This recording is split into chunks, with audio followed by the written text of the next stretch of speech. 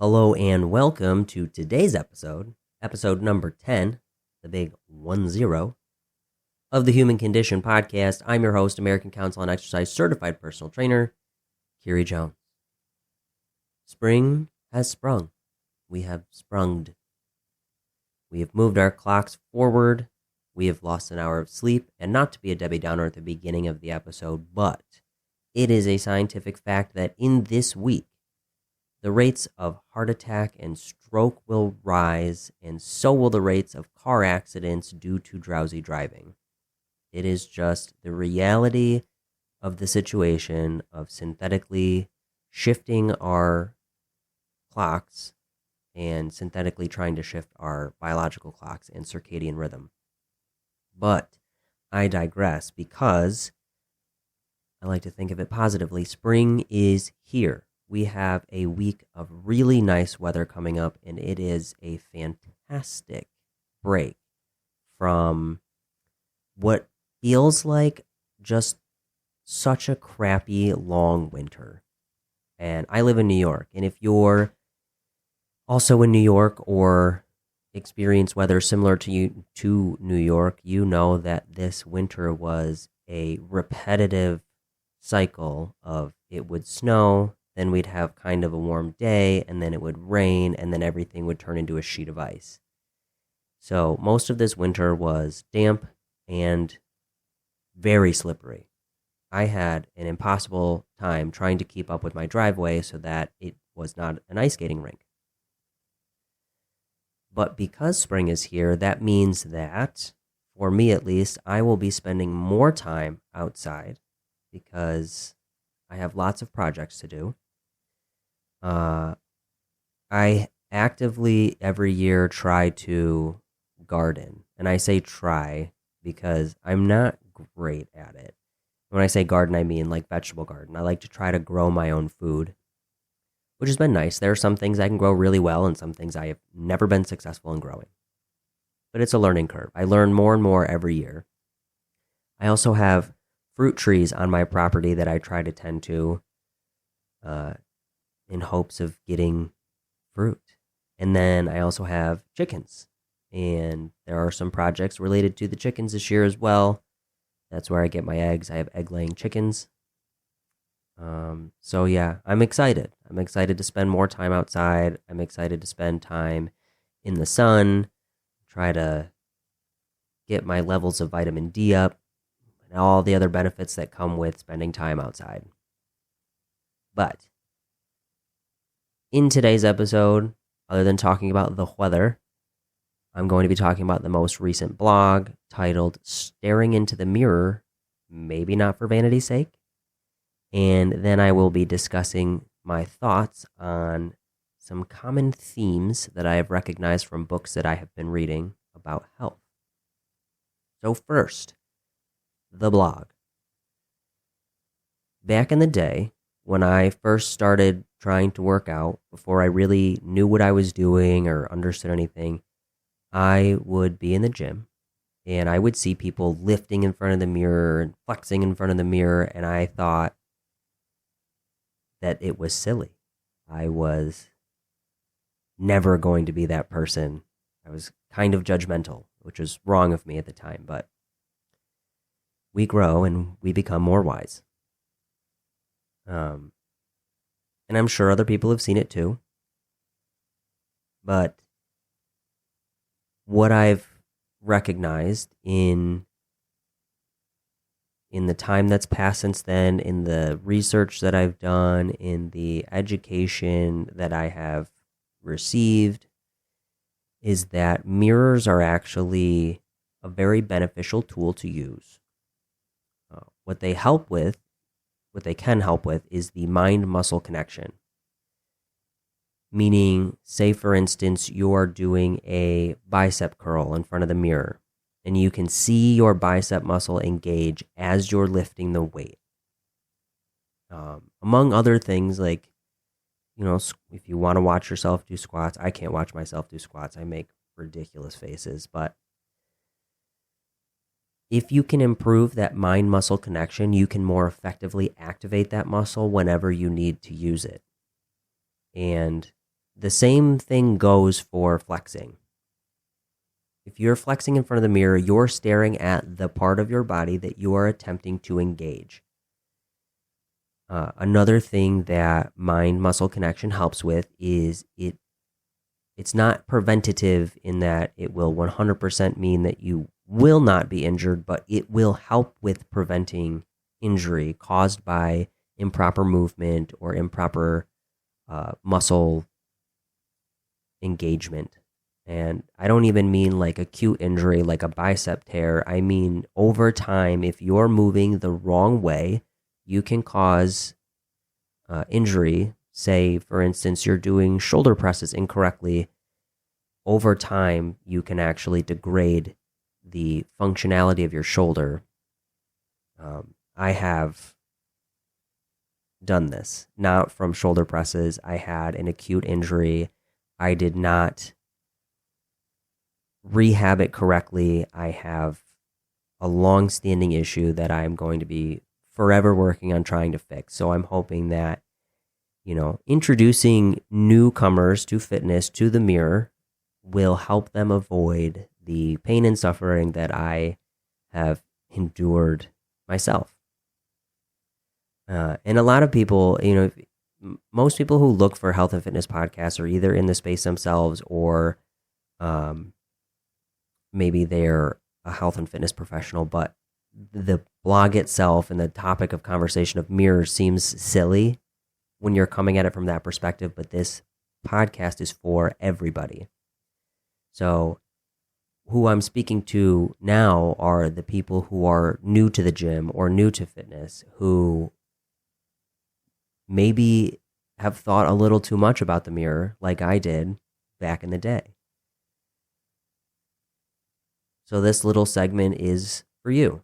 Now, in previous episodes, I have mentioned and discussed disordered behaviors, and for a certain subset of people, mirrors can actually be a very negative thing. If you have body dysmorphia, if you have the tendency to have obsessive behaviors about things, looking into the mirror might actually not be for you.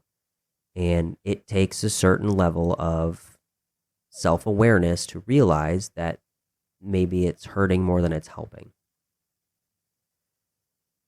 And a lot of times we don't recognize that we're doing the thing, but hearing it out loud, hopefully hearing it out loud is going to help that certain group of people maybe recognize the behaviors before they cause like irreparable damage or long-term damage. I am very big on helping to address disordered behaviors because the prevalence of them is just growing, and I don't think that social media is helping. So I'm here for any way that we can address this and reverse the growing trend of just negative body image, negative behaviors, disordered behaviors. I hate to see it tear people apart. But anyway, again, not to be a Debbie Downer, I would now like to, I probably spoke about that blog longer than it took to read it, but anyway, I want to focus this portion of the podcast on some common themes that I have recognized while I've been reading these books about health. And these are things that intuitively make sense, but I don't think that where people are getting their information from in terms of the general population addresses these common things enough that we are able to make the serious shift that we need to make. We, as the society, I want to say specifically westernized societies, and I'm speaking more specifically about the United States because that's where I live. I don't want to speak for other countries without the scientific backing. So I'm going to mainly address, when I say we, I'm mainly addressing the US population. But over the past few decades, we have had an increase in inflammation, metabolic dysfunction, type 2 diabetes. We've had cognitive and neurological decline has increased. So many things. Mental health. Mental health is huge, and we are in a mental health crisis. Obesity.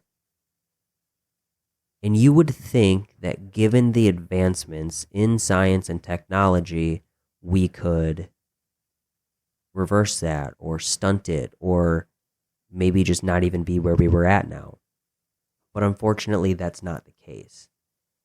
And I think it's because in our pursuit of convenience, the quick solution, cost effectiveness, that we have made ourselves A, more sick, and B, less able to adapt to life, the reality of life.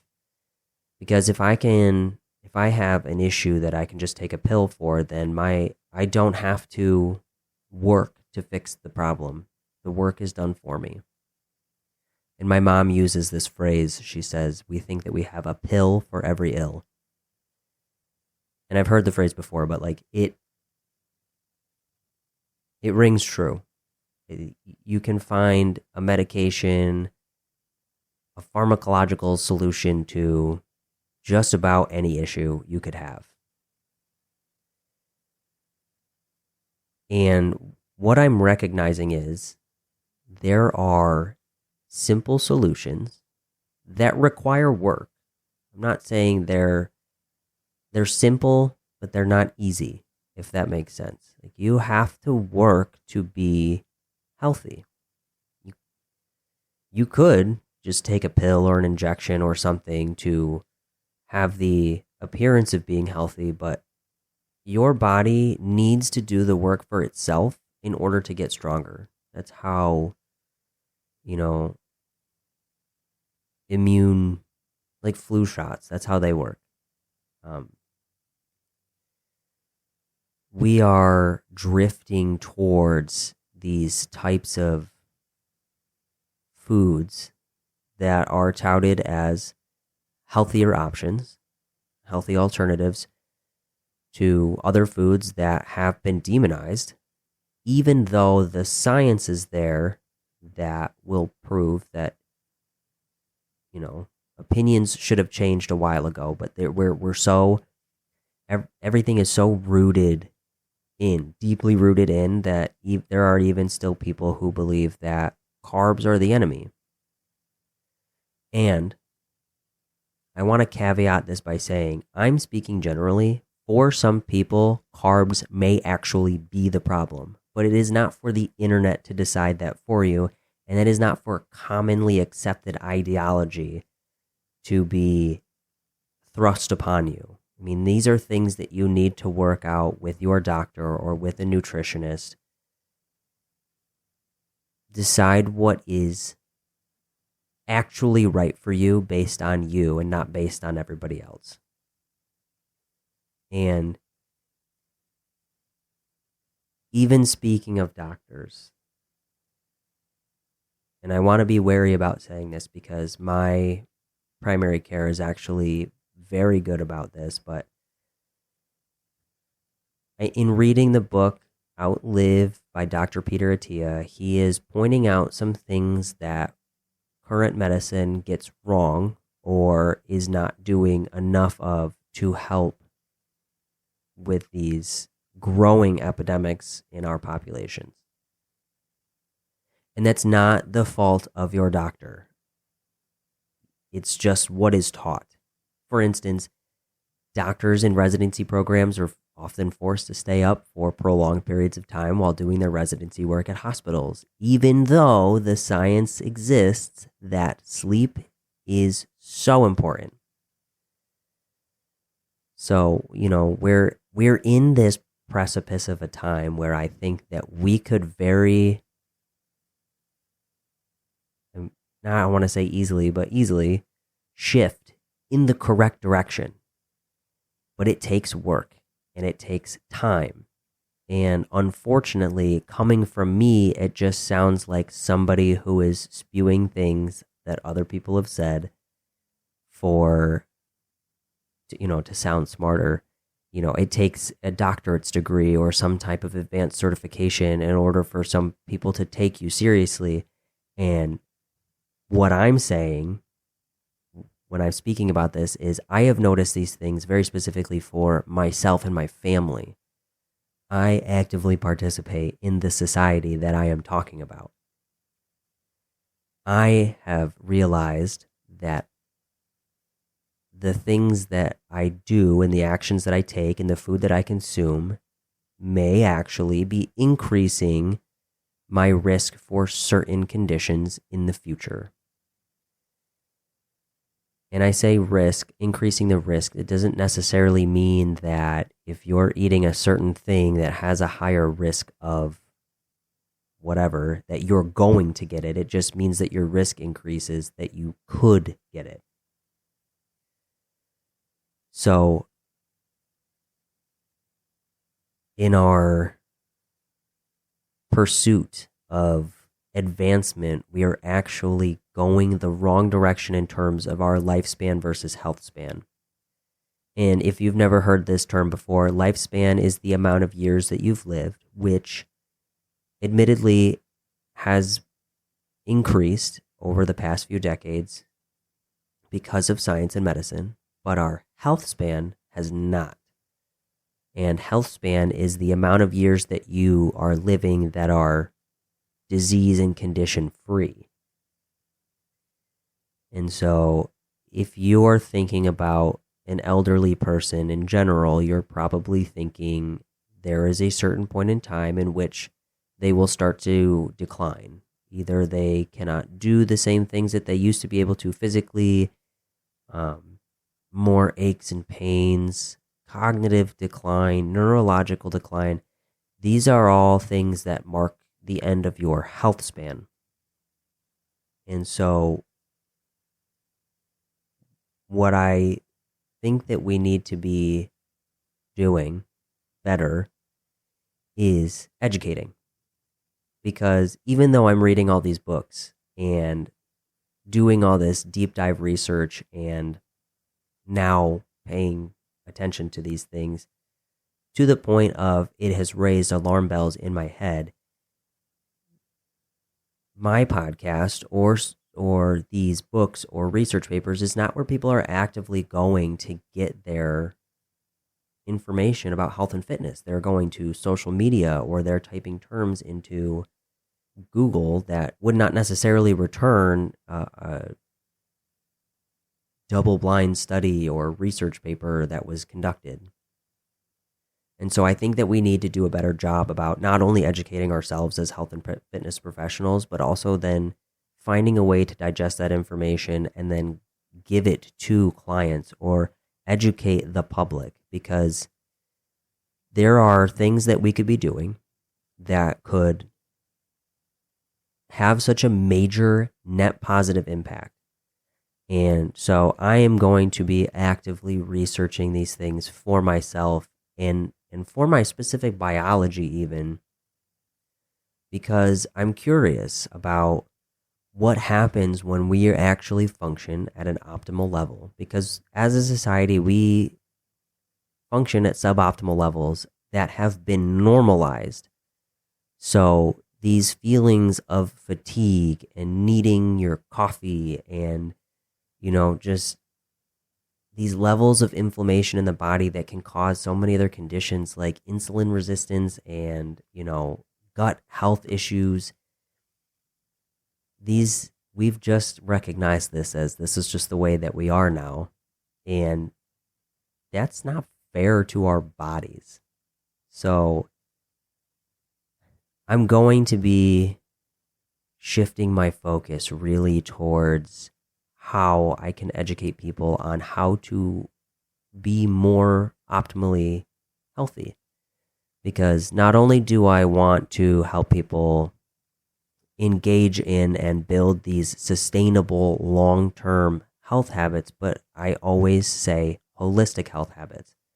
And so this is part of the holistic health continuum, is being able to know what it is that affects your body and how you can then change your behaviors, your habits, or choices in order to be healthier. So I'm just going to keep reading these books and making little changes in my life and talking about these things, and hopefully not eventually end up sounding like a quack to the people who are listening to this podcast.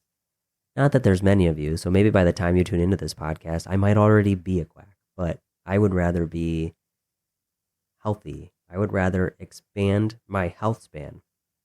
I would rather have more years to live and do the things that I want to do than to continuously allow my knowledge and attention to be redirected from the things that are important. So I'm going to keep doing the research. I mean, in the future, you're going to see blogs about mitochondrial dysfunction and inflammation in the body and all sorts of things, because these are the things that we need to address in order to just be healthier. I've said the word healthy like 15 times, but yeah, it's eye-opening. And I'm actually not comfortable with where I'm at. So I'm going to be making the changes too.